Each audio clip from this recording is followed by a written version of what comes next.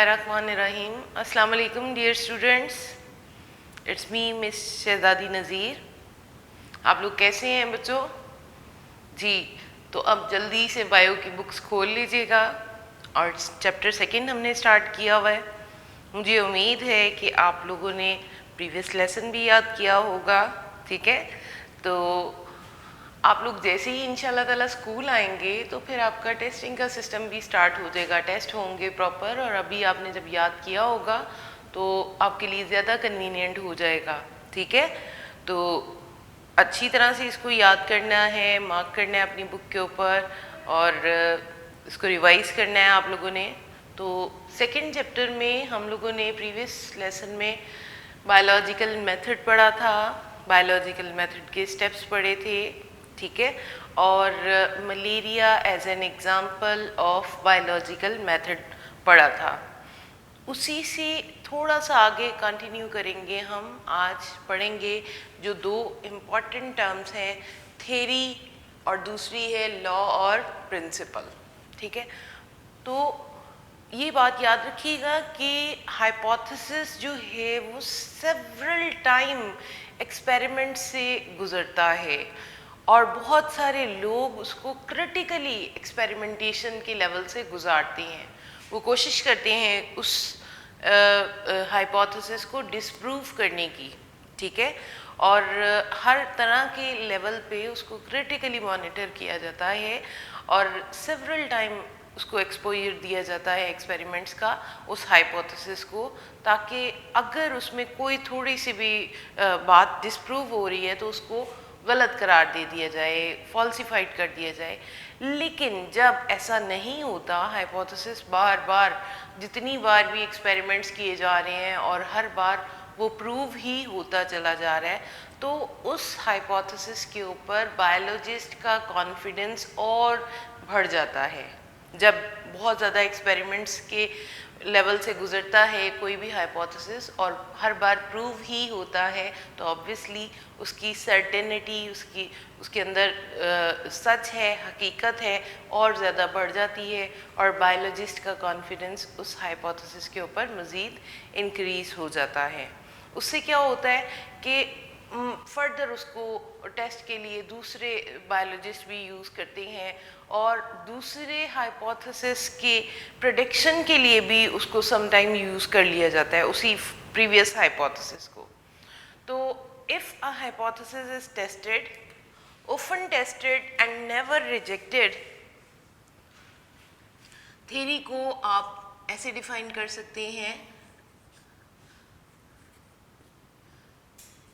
the hypothesis that stands the test of time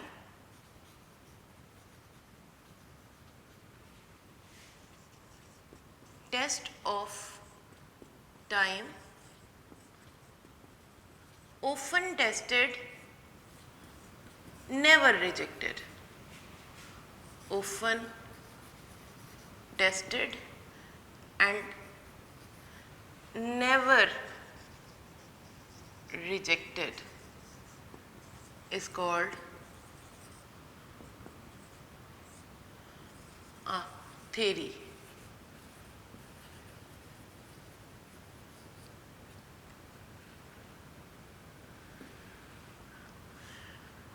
A theory deals with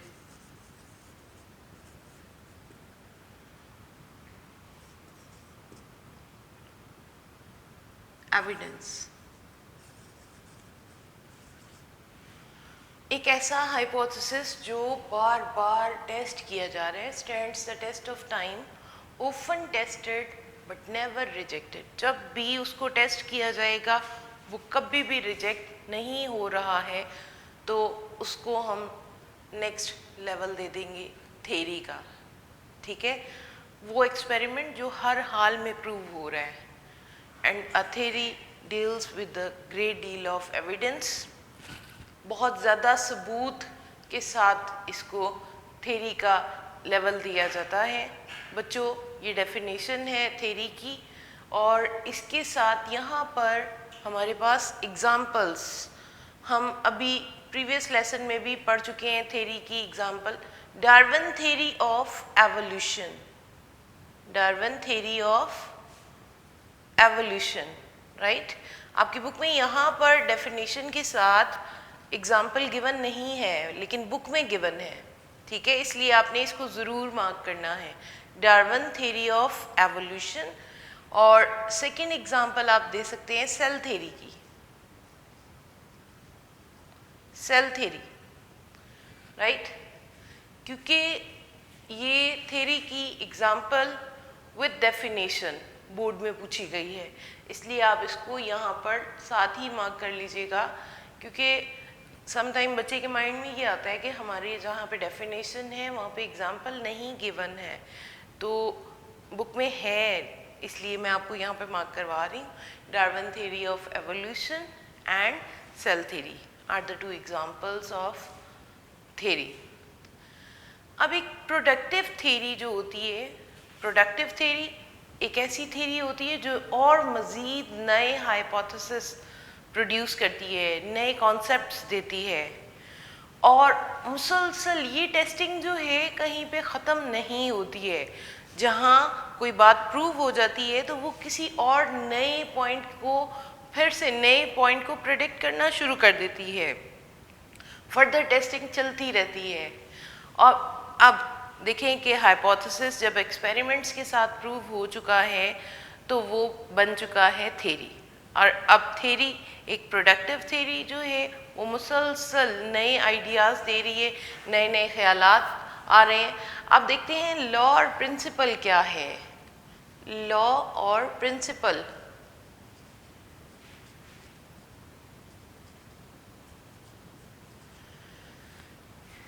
if a theory survives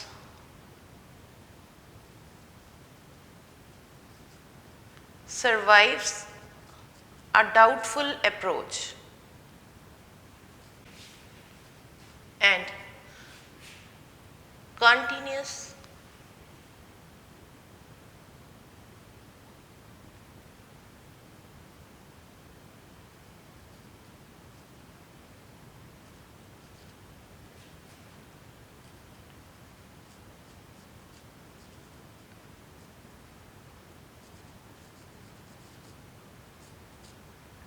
to support a hypothesis,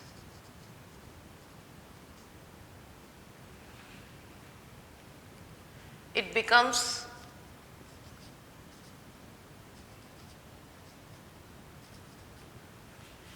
law or principle। जी बच्चों, अगर theory critical approach से निकल जाती है और बार बार proof हो रही है, डाउटफुल अप्रोच से निकल गई है, continues to be supported by hypothesis, it becomes law or principle। क्योंकि हाइपोथेसिस प्रूव हो गया तो थ्योरी का दर्जा मिल गया। अब थ्योरी फर्दर टेस्टिंग से गुजर गई है तो उससे बड़ा लेवल बन जाएगा। वैसे तो आपने प्रीवियस बायोलॉजिकल मेथड में 7 स्टेप्स पढ़े हैं, लेकिन ये 2 स्टेप्स भी बहुत ही इम्पॉर्टेंट हैं, क्योंकि जब एक थ्योरी मुसलसल क्रिटिकल अप्रोच में से प्रूव हो जाती है तो वो लॉ या प्रिंसिपल बन जाती है। Law is the constant fact of nature, law is a constant fact of nature, एक हकीकत है, एंड इट इज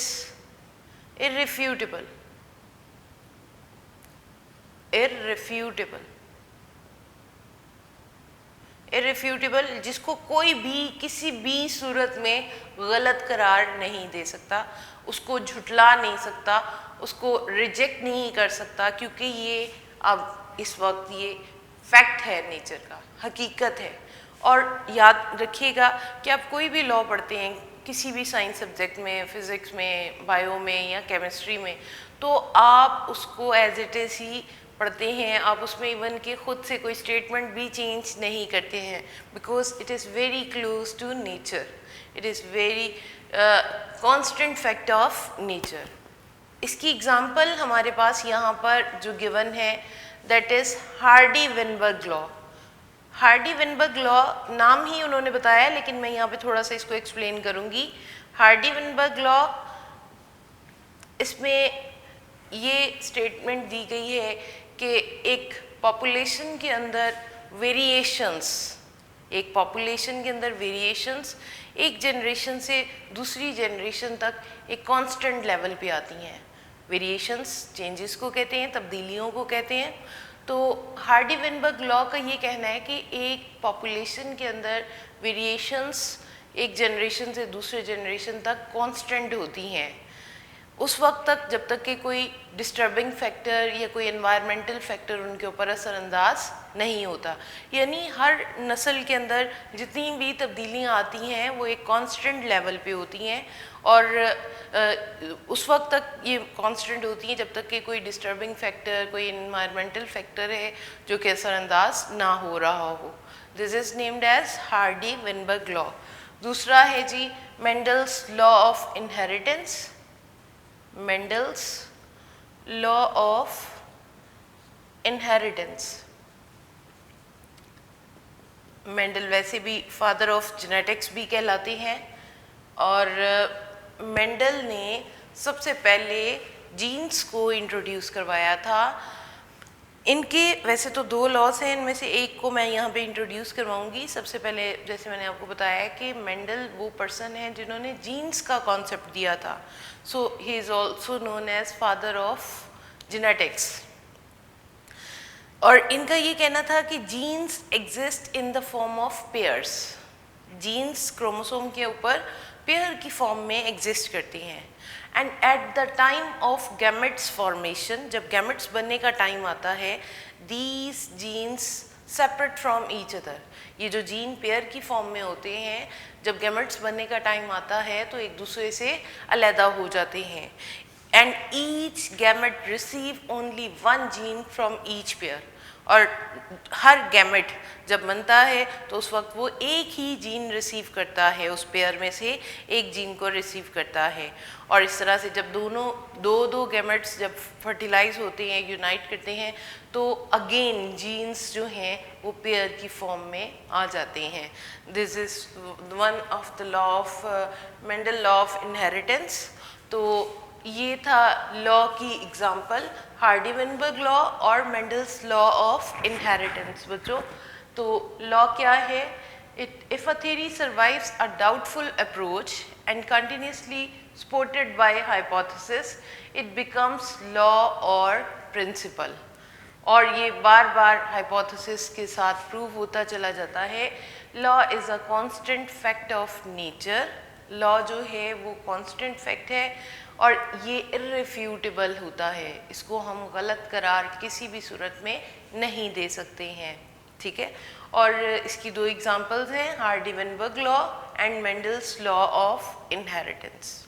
लॉ और प्रिंसिपल को पढ़ने के साथ ही हम अपने प्रीवियस बायोलॉजिकल मेथड के स्टेप्स को रिकॉल करते हैं, जिसमें हमने कहा था कि सबसे पहला स्टेप था बायोलॉजिकल मेथड का,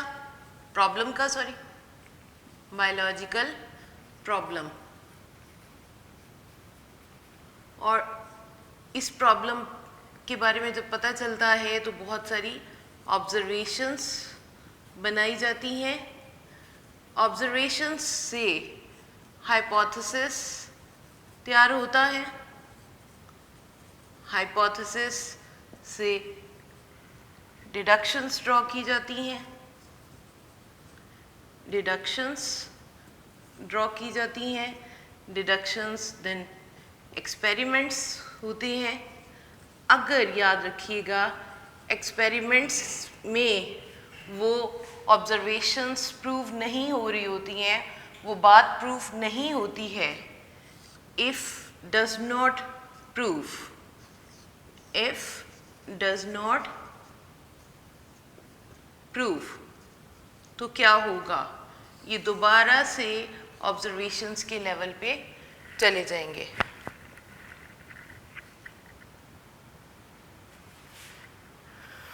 और एक्सपेरिमेंट्स अगर प्रूफ कर देते हैं, इफ प्रूफ, अगर ऑब्जर्वेशंस और हाइपोथेसिस प्रूव्स हो जाती हैं तो उनको समराइज किया जाता है, समराइजेशन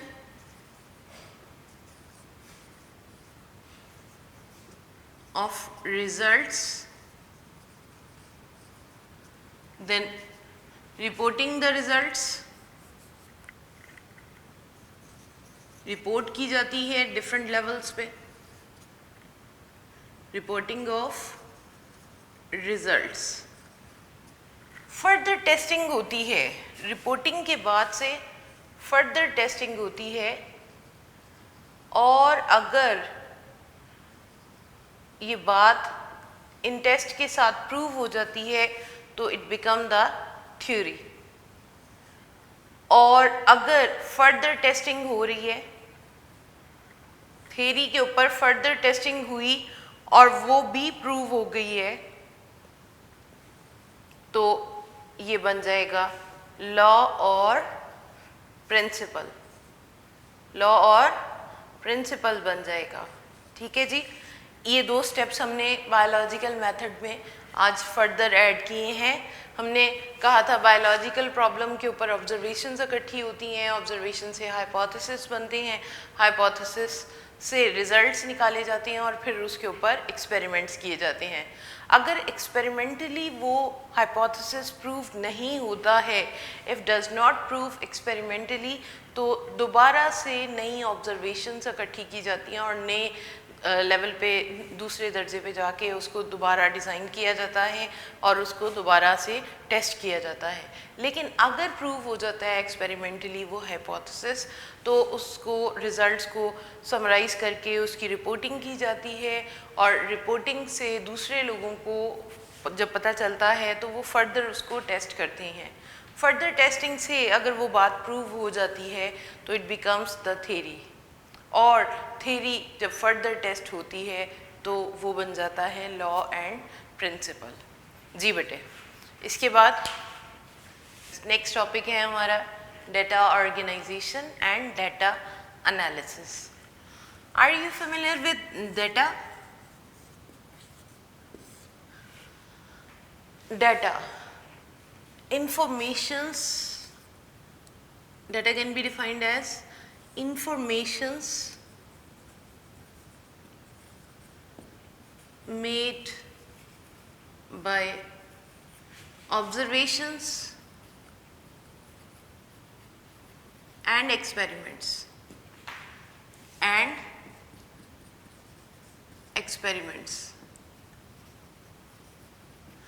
वो तमाम इंफॉर्मेशंस जो आपको ऑब्जर्वेशन से और एक्सपेरिमेंट से मिलती हैं, that is named as data. आपने अक्सर देखा होगा मेरे हाथ में एक अवार्ड लिस्ट होती है जिसके ऊपर आपके नाम लिखे होते हैं, स्टूडेंट्स के नाम, और जब भी टेस्ट होते हैं उसके अंदर हम एक ख़ास पोजीशन में ख़ास रोल नंबर्स के साथ बच्चों के नाम होते हैं और उनमें उनके मार्क्स जो टेस्ट में वो गेन करते हैं या पेपर्स में एग्ज़ाम्स में जो मार्क्स गेन करते हैं उसके ऊपर लिखती हूँ मैं। तो वो जो आपके नामों का जो एक डाटा है, जो इंफॉर्मेशंस हैं और जो आपके गेन्ड मार्क्स हैं, that is also the example of our data. तो जब भी हम एक्सपेरिमेंट्स करने लगते हैं तो उसको डेटा को ऑर्गेनाइज करना, इकट्ठा करना, और इकट्ठा करने के भी मुख्तलिफ तरीके हैं, ठीक है, और फिर उसको चेक करना, उसको एनालाइज करना बहुत ज़रूरी होता है। ठीक है बेटे, तो फर्स्ट स्टेप है डेटा ऑर्गेनाइजेशन। डेटा क्या है ये हमने देख लिया है, informations made by observations and experiments, वो तमाम मालूमात जो आपको ऑब्जर्वेशन से और एक्सपेरिमेंट से मिल रही हैं। Now next one is data organization. Data को ऑर्गेनाइज करना, क्योंकि बहुत सारी इंफॉर्मेशंस होती हैं, बहुत सारे रॉ फॉर्म में होता है, तो हमारे पास अगर इंफॉर्मेशंस बहुत ज़्यादा हैं, हमने उसको एक तरतीब से एक सीक्वेंस के साथ नहीं रखा, तो उससे हम कोई भी प्रॉपर एक्सपेरिमेंट नहीं कर पाएंगे। तो एक्सपेरिमेंट करने से पहले डाटा को ऑर्गेनाइज करना और रॉ फॉर्म से एक प्रॉपर फॉर्म देना बहुत ज़रूरी होती है। और साथ ही साथ में जब हम डाटा को ऑर्गेनाइज करते हैं तो उससे हमारे एक्सपेरिमेंट की क्वालिटी एनहांस होती है, एक्सपेरिमेंट के सही होने के इम्कानात बहुत बढ़ जाते हैं। इसलिए डाटा को ऑर्गेनाइज किया जाता है by using different formats. Data can be organized, data can be organized by different formats like different formats.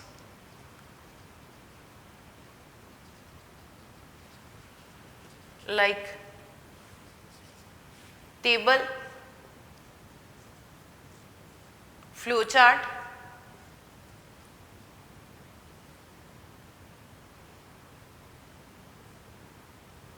diagrams,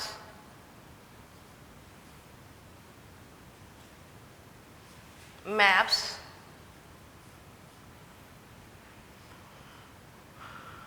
आप इस तरह से इनको ऑर्गेनाइज कर सकते हैं।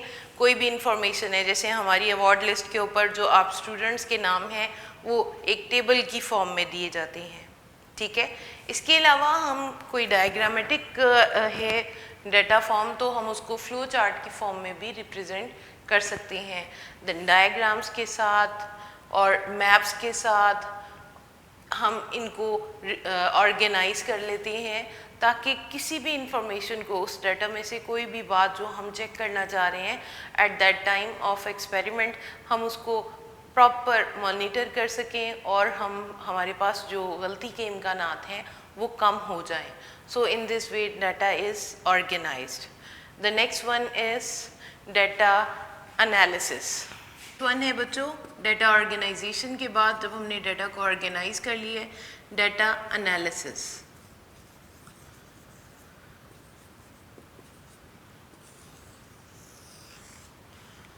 डाटा को एनालाइज करना by using stats formulas is very important step.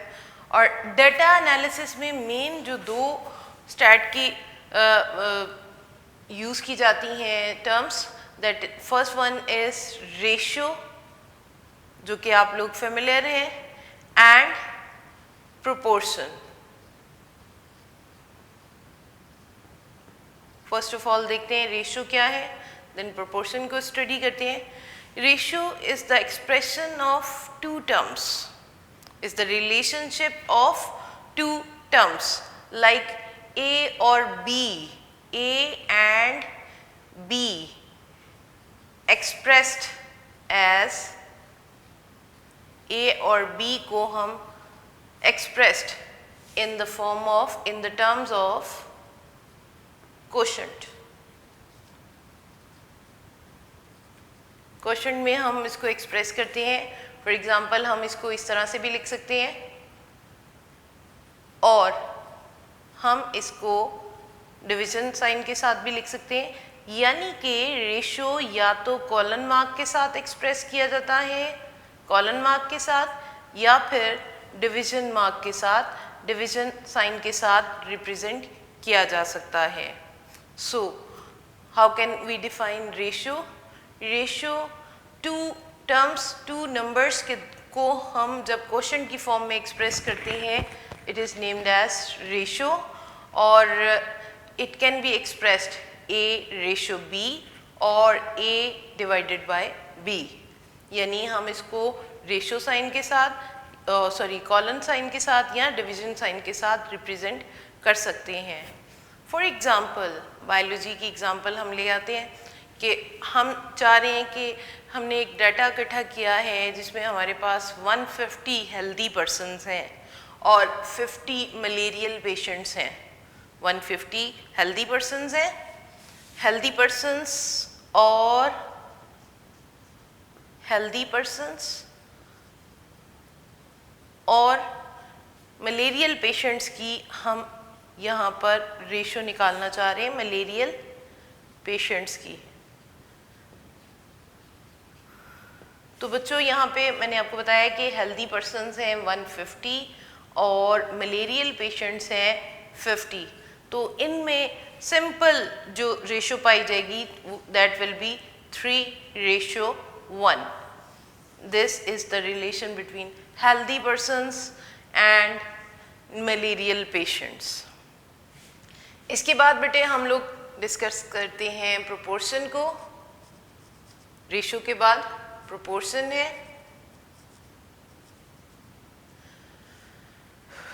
Proportion में हम दो रेशियोज को इक्वालिटी साइन के साथ रिप्रेजेंट करते हैं। It is the relation of two ratios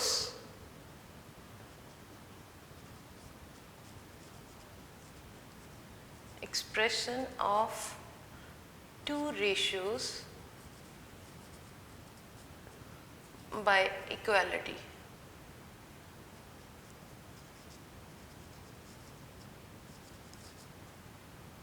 equality sign के साथ हम रिप्रेजेंट करते हैं। फॉर एग्जांपल हमारे पास एक रेशियो है A एंड B, राइट, और फर्स्ट रेशियो है और सेकंड रेशियो है C एंड D। तो हम उसको प्रोपोर्शन के साथ इस तरह से दोनों रेशियोज को एक्सप्रेस कर सकते हैं। A/B is equal to C/D। Equal sign के साथ भी रिप्रेजेंट कर सकते हैं और हम इसको प्रोपोर्शन साइन के साथ भी रिप्रेजेंट कर सकते हैं इस तरह से C एंड D। तो दो रेशियोज को हम यहाँ पे एक्सप्रेस कर रहे हैं। फर्स्ट रेशियो थी हमारे पास A/B और दूसरी थी C एंड D। यहाँ पर 4 वैल्यूज़ हैं, ठीक है बेटे, आप देख सकते हैं कि 4 वैल्यूज़ आर गिवन। और अगर हमारे पास इन 4 में से कोई एक वैल्यू मिसिंग हो, अगर अननोन हो, तो हम इसको प्रोपोर्शन के रूल से हम फाइंड आउट कर सकते हैं। इसकी एग्जांपल अब यहाँ पे मैं आपको एक्सप्लेन करती हूँ। जैसे वो कहते हैं कि पहले बायोलॉजिस्ट ने एक्सपेरिमेंट किया 20 हेल्दी स्पैरोज के ऊपर। 20 हेल्दी स्पैरोज को बाइट करवाया गया इन्फेक्टेड मॉस्किटोज से। तो उन 20 में से 16 स्पैरोज ऐसी थी जो कि इन्फेक्टेड हो गई मलेरिया से, ठीक है। अब दूसरा एक्सपेरिमेंट फर्दर उसने दूसरे लेवल पे एक और एक्सपेरिमेंट डिज़ाइन किया है और अब बायोलॉजिस्ट ये फाइंड आउट करना चाह रहा है कि 100 स्पैरोज हैं हेल्दी, और जब उन 100 हेल्दी स्पैरोज को मॉस्किटोज से बाइट करवाता है तो कितनी स्पैरोज इन्फेक्टेड होंगी, उन इन्फेक्टेड मॉस्किटोज से कितनी स्पैरोज जो हैं मलेरिया में मुब्तला हो जाएंगी। पहले तो उसने एक्सपेरिमेंट किया है। फर्स्ट रेशियो जो हमारे पास आई जो प्रीवियस एक्सपेरिमेंट की थी कि उसने देखा कि 20 में से 14 स्पैरोज जो हैं वो इन्फेक्टेड थी, ठीक है। 20 में से 14 स्पैरोज इन्फेक्टेड थी। This is the first ratio है, ठीक है। और सेकेंड रेशियो है जी के कितनी स्पैरोज, लेट्स सपोज कि हम उसको x से मार्क कर देते हैं, कितनी स्पैरोज हैं जो इन्फेक्टेड होंगी आउट ऑफ 100 कितनी स्पैरोज इन्फेक्टेड होंगी। This is the second ratio. We can find the number of sparrows out of 100 by using proportion 14:20 proportion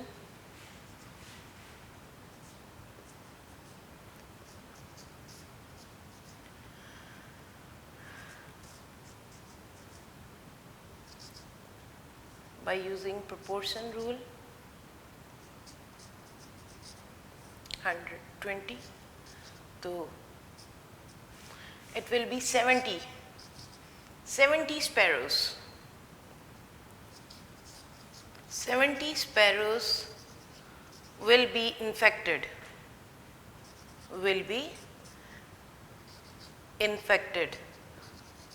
out of 100। क्योंकि फर्स्ट में तो उसने एक्सपेरिमेंट किया, 20 में से उसके पास 14 स्पैरोज ऐसी थी जो कि मलेरिया में मुब्तला हुई थी after biting mosquitoes, infected mosquitoes. अब दूसरे में वो कैलकुलेट करके ख़ुद से बता सकता है बाय यूजिंग प्रोपोर्शन कि कितनी स्पैरोज इन्फेक्टेड होंगी। इस तरह से स्टैट जो है वो बायोलॉजी की रिसर्च में बहुत ही इम्पॉर्टेंट, आप ये समझ लें कि खिदमात सर अंजाम दे रहा है, क्योंकि उससे कोई भी डाटा, कोई भी इंफॉर्मेशंस को फाइनलाइज करने में हेल्प मिलती है और हम उससे एक रॉ डाटा से एक रिजल्ट्स निकाल लेते हैं और जिससे एक्सपेरिमेंट्स करना फर्दर इजी हो जाता है और कंपाइल्ड फॉर्म में हमारे पास रिजल्ट्स आ जाते हैं। नेक्स्ट टॉपिक है बच्चों mathematics S and integral part. Last में एक पैराग्राफ हमारे बुक में गिवन है, इंटीग्रल पार्ट ऑफ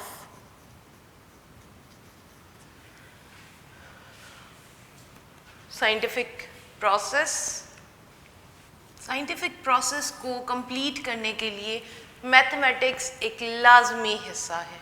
हम अगर कहें कि हमने रिसर्च मैथ्स के बगैर कंप्लीट कर ली है तो ऐसा पॉसिबल ही नहीं है, क्योंकि बहुत सारी फाइंडिंग्स हम देखते हैं कि मैथ्स के ज़रिए से ही हमें मिल जाती हैं। लाइक कहते हैं कि मैथमेटिक्स के ज़रिए से बहुत सारी रॉ डेटा को हम इकट्ठा कर लेते हैं, ऑर्गेनाइज करते हैं और फिर उसको एनालाइज कर लेते हैं, उससे कि एक्सपेरिमेंट जो है वो फर्दर स्मूथ हो जाता है। मैथमेटिक्स बायोलॉजी में जिन चीज़ों में बहुत ज़्यादा यूज़ हो रहा है, that is used in gene finding. Genes are located on the chromosomes, gene finding में बहुत ज़्यादा यूज़ हो रहा है। इसके बाद प्रोटीन स्ट्रक्चर को समझने के लिए भी मैथमेटिक्स की हेल्प ली जाती है, प्रोटीन स्ट्रक्चर। और बच्चों याद रखिएगा कि हमारी बॉडी में, लिविंग ऑर्गेनिजम्स की बॉडी में प्रोटीन डिफरेंट टाइप्स की पाई जाती हैं और उन डिफरेंट टाइप्स की प्रोटीन की एक प्रोटीन के दूसरी प्रोटीन के साथ इंटरेक्शन, प्रोटीन प्रोटीन इंटरेक्शन, एक प्रोटीन से दूसरी प्रोटीन की स्ट्रक्चर का क्या इंटरेक्शन है, ये कैसे एक से दूसरी बनती है, इस सारे को हम स्टडी करते हैं मैथमेटिकल टूल्स के ज़रिए से। मैथमेटिकल टूल्स के ज़रिए से जीन फाइंडिंग्स में हेल्प मिलती है, प्रोटीन स्ट्रक्चर को अंडरस्टैंड करते हैं और प्रोटीन प्रोटीन इंटरेक्शंस को भी हम मैथमेटिक्स के ज़रिए से एलेबोरेट कर सकते हैं।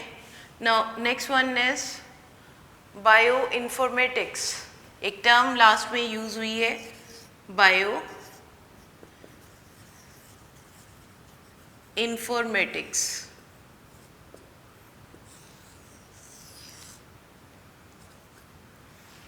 Bioinformatics refers to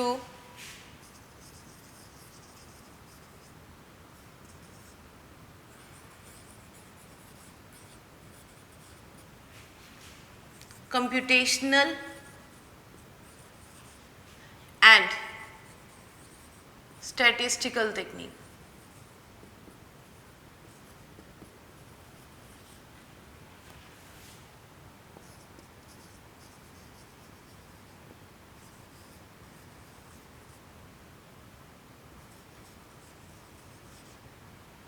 Used to explain the